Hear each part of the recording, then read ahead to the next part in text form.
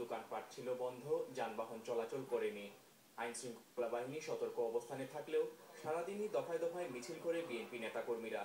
তবে নগরীতে বিএনপির কর্মসূচি চলাকালে কোনো বাধা দেয়নি প্রশাসন।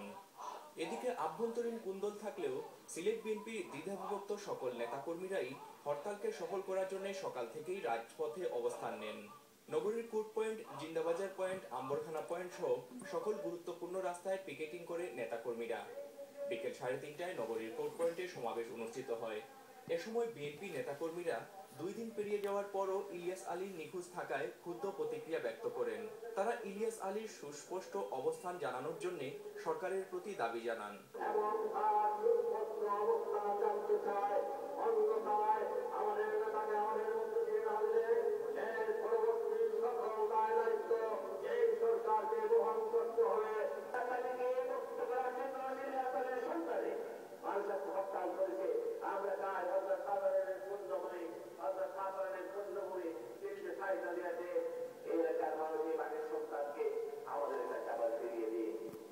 ইলিয়াস আলীকে নিয়ে প্রধানমন্ত্রী শেখ হাসিনার মন্তব্যের কড়া সমালোচনা করেন সিলেট মহানগর বিএনপির সভাপতি এম এ হক।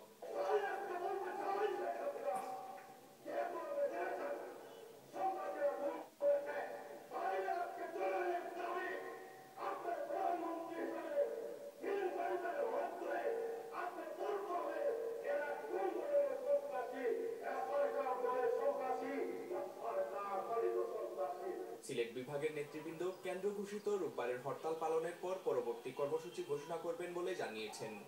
এদিকে সিলেট বিভাগের সুনামগঞ্জ, হবিগঞ্জে শান্তিপূর্ণভাবে হরতাল পালন করা হয়েছে। তবে মৌলভীবাজারে হরতাল চলাকালে একটি মাছ বোঝাই ট্রাক এবং একটি সিএনজি অটোরিকশা ভাঙচুর করা হয়। Moinuddin Manju, channel S news, Sylhet.